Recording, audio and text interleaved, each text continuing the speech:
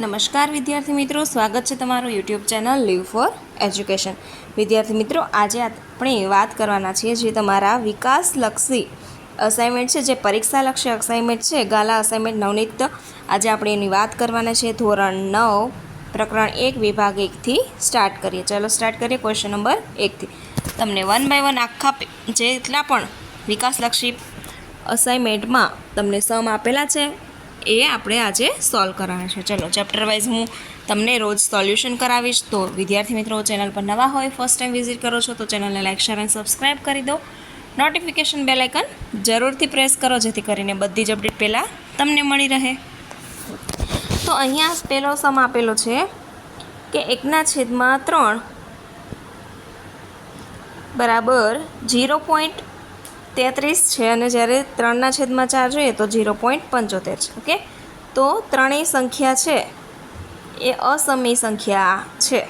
આપણે એની 3 અસમય સંખ્યા જોવાની છે. બીજી તો 0.40 400, 0.50 500 5000, 0.60 600 6000 એનો જવાબ આવશે.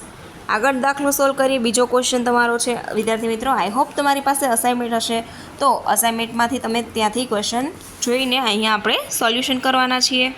તો હવે અહીંયા છે આગળ જુઓ કે 4.684 બરાબર 4.12 કાઢ નાખ્યો છે અહીંયા. ઓકે, તો અહીંયા છે કે ધારો કે x બરાબર 4.684 આવી રીતે તમને અનંત સુધી ત્યાંનો ભાગાકાર મળી રહેશે. બંને બાજુ 100 વડે ગુણતા 100x બરાબર, હવે અહીંયા 100 વડે ગુણીએ તો 468 થશે. તો સમીકરણ 1 શું હતું? x બરાબર 4.48 છે, જ્યારે અહીંયા 468. ઓકે, પછી હવે સમીકરણ 1માંથી આપણે શું કરવાનું છે? સમીકરણ 2ને બાદ કરવાનું છે. તો અહીંયા સમીકરણ 2 શું છે? 100 વાળું છે, તો એ લખી દઈએ અને એમાંથી x. હવે 100xમાંથી 1x બાદ જાય તો શું વધશે? 99x. ઓકે, તો અહીંયા 0.4 માઇનસ થાય છે. ઓકે, ચલો હવે કન્ટિન્યુ આગળ જોતા જઈએ. તો અહીંયા શું કરવાનું છે? બાદબાકી કરવાની છે.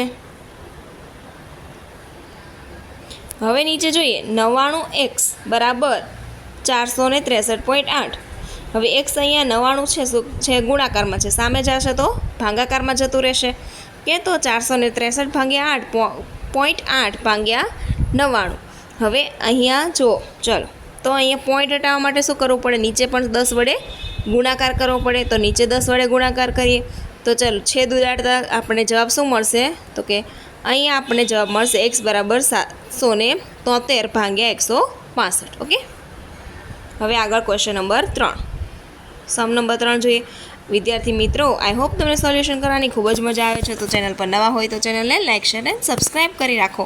નોટિફિકેશન બેલ આઇકન પણ પ્રેસ કરી દો જેથી કરીને બધી જ અપડેટ પહેલાં તમને સરળતાથી મળી રહે. ચલ, તો હવે અહીંયા છે તમને 5/8 ગુણ્યા 4/4. તો અહીંયા શું છે? બરાબર 20/28. 3 + 1 બરાબર કેટલા થાય છે? 4. ઓકે, તો અહીં શું કર્યા છે? છેદ તમારા સરખા લાવવા માટે ક્વેશ્ચન શું છે? 6/7 ગુણ્યા 4/8 બરાબર 24/28. અહીંયા 5/7 અને 6/7 બંને વચ્ચેની 3 કેવી સંખ્યા? તો કે અસમય સંખ્યાઓ આપણે શોધવાની છે.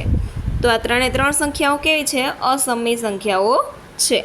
ક્વેશ્ચન નંબર 4 જોઈએ. અહીંયા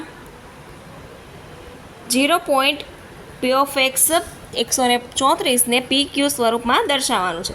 ઓકે, તો આપણે અહીંયા અપૂર્ણાંક સ્વરૂપમાં ફેરવવાના છે. 134 છે બરાબર 0.1343 લઈએ તો ધારો કે x બરાબર 0.134 હોય તો બંને બાજુ 100 વડે ગુણતા, તો આગળના જે સમમાં આપણે કર્યું તો એવી રીતે 100 વડે બંનેને ગુણી દેવાના છે. હવે સમીકરણ 2માંથી પહેલું સમીકરણ શું કરશું? બાદ કરીશું. ઓકે, તો 100x અને -x એટલે 99 વધશે, જ્યારે અહીંયા 13.30. ઓકે, તો હવે અહીંયા 99x બરાબર 13.3 છે. તો શું કરીએ? અહીંયા તો કે એક્સ આ બાજુ ગુણાકારમાં 99 ગુણાકારમાં છે, સામે જશે તો ભાગાકારમાં થઈ જશે. પોઈન્ટ હટાવવા માટે ઉપર નીચે બંનેને ગુણ્યા 10 વડે ગુણાકાર કરવાનો રહેશે, તો પોઈન્ટ તમારો હટી જશે. અહીંયા તમને 133/990 આન્સર આવશે. ઓકે, તો અહીંયા તમે લખી શકો P/Q બરાબર 133/990. ઓકે, હવે અહીંયા 5 નંબરનો સમ આપેલો છે, જેમાં શું છે તો કે વર્ગમૂળમાં 6 ભાગ્યા વર્ગમૂળમાં 2 પ્લસ વર્ગમૂળમાં 3. ઓકે, હવે આનું શું કરવાનું છે, આપણે સમયીકરણ કરવાનું છે. ઓકે, તો ચાલો જોતા જઈએ હવે સમ આગળ. તો વર્ગમૂળમાં 6/2 પ્લસ 3. હવે 6ના એવા ભાગ પાડવાના છે જેના ગુણાકારમાં શું આવશે તો કે 6 જવાબ આવશે. તો 2 તેરી 6 થશે. ઓકે, તો હવે અહીંયા શું છે, જો આગળનું સમ. તો હવે અહીંયા જો તમે વર્ગ અને વર્ગમૂળ શું છે અહીંયા ઉડી ગયા છે. તો વર્ગ અને વર્ગમૂળ ઉડી ગયા છે, જે અહીંયા વર્ગમૂળમાં 6 અને કાઉન્સમાં વર્ગમૂળમાં 2 માઇનસ વર્ગમૂળમાં 3.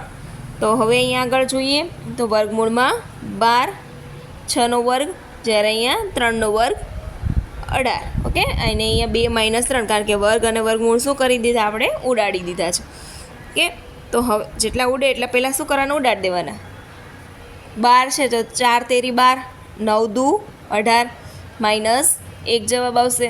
તો ચલો 4 છે કોનો વર્ગ છે તો કે 2નો, જ્યારે 9 છે એ 3નો છે. તો અંદરના જે છે વર્ગમૂળમાં નાખી દઈએ આપણે. તો વર્ગમૂળમાં 3. ઓકે, અને અહીંયા વર્ગમૂળમાં 2. ઓકે, હવે 3 વર્ગમૂળમાં 2 માઇનસ 2 વર્ગમૂળમાં 3, જે આ તમારો જવાબ છે. ઓકે, હવે 6 નંબરનો સમ જોઈએ તો એમાં પણ શું છે તો કે 6 નંબરના સમમાં જો શું આપેલું છે, 16 અને આના છેદમાં 41 - 5. ઓકે, તો હવે આપણે શું કરવાનું છે, આને પલટાવી દેવાનું છે. આ બાજુ નીચે માઇનસમાં છે, ઉપર છે તો પ્લસ થશે. તો ઉપર પ્લસ કરી દીધા. ઓકે, હવે અહીંયા શું કરેલું છે, 16 ઉડાડી દીધા છે.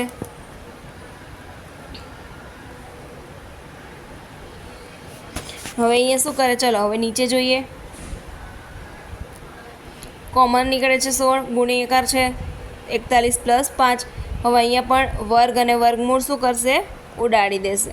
તો અહીંયા શું છે, 25 છે કોનો વર્ગ છે, 5નો, જ્યારે 41માં વર્ગ અને વર્ગમૂળ ઉડાડી દીધા છે. ઓકે, તો 41 - 25 કેટલા થશે, 16. તો 16 ઉડી ગયા. વર્ગમૂળમાં 41 + 5 તમારો આન્સર. રેડી. હવે સમ નંબર 9 અને 7.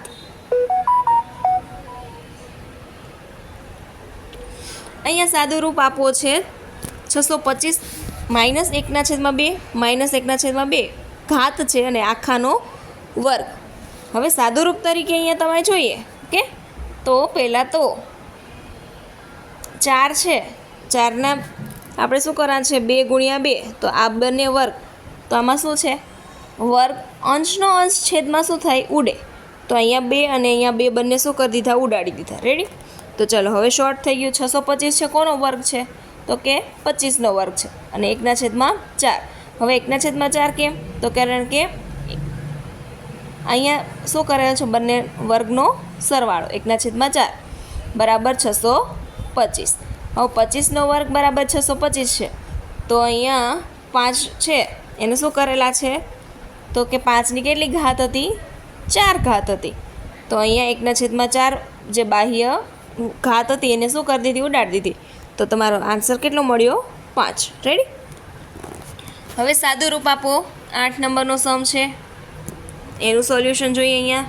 તો સાદું રૂપ આપવાનું છે 27 1/1 2/3 એનો વર્ગ છે, ઘાત છે. અહીંયા શું છે, ઘાતનો છેદમાંથી ઘાત શું થાય, બંને ઉડી જાય.